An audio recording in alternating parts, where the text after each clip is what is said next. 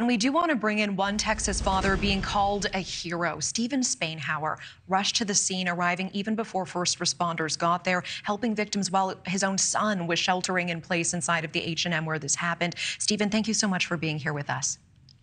Thank you very much. And Steven, I know you got to the scene and there was a small group of people standing there with their phones out, filming the people who were lying on the ground. What did you see and what did you do instead? Well, my first responder training kicked in. I probably said a few choice words I shouldn't have said, but I told them, if you're not going to help, you don't need to be standing around filming. I need people to help me. I had 3 dead people. I was trying to get help on 911. I had a couple of people stop to offer help, but then once they saw the carnage, they did not stay. And I don't blame them. It was pretty bad. I know you saw a woman who was crouched in a bush first. Can you walk us through what you saw?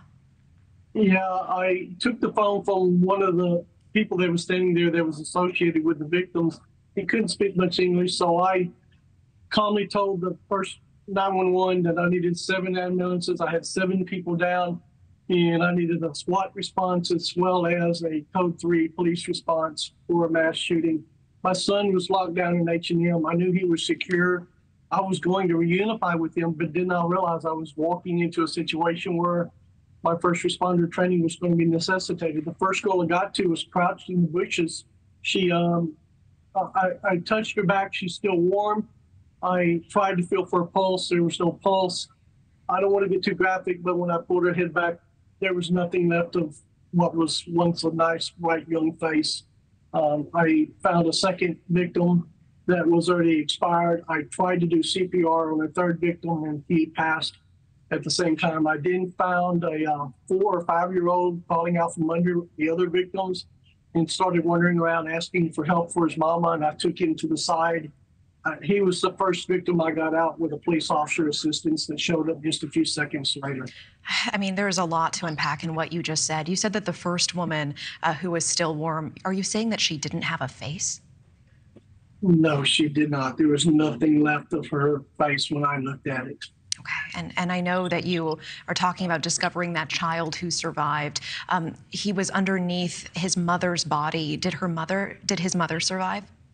I don't know. Everybody was on the ground. Some were breathing, some were not. And he crawled out. He was walking around in pools of blood. I just quickly grabbed him and checked him for injuries. He said he was okay. He had Asiatic features. I'm assuming it was a boy. It might have been a girl, but there was so much blood I couldn't tell. So no gunshot wounds on the arms or the abdomen or chest or the legs. Couldn't speak for the head because I got him in a police car that showed up as fast as we could. And that child originally was found underneath his mother's body, is that right? I'm assuming it's the mother. It was a female that had several bullet wounds. And she crawled out from under her, and so I'm assuming it's mother. It might have been a brother, an aunt, or a grandmother. I'm not for sure. I just know he was underneath several victims. What did you tell that child? He said, "My mom is hurt. My mom is hurt. I need help. My mom is hurt." And I just told him, I said, "We got people coming to help. You're going to be okay. Are you okay? Do you understand me? Do you understand my English?" "Yes, I understand. I just need help." I just tried to keep him calm because I didn't want him to go into shock. I didn't want him to see anything more than he had already experienced. So I just kept him about 10 feet from the carnage that was behind him and kept him focused until I could get him into a police car. And the first police car showed up. I'll never forget the look on the police officer's face. He's like, "What can I do?" I said, "Take this kid and get him to the hospital. Just get him out." And I do want to ask you about that because in the early reports, as the media was just looking at the aerial shots of all of this, there were comments about the lack of ambulances on that scene initially.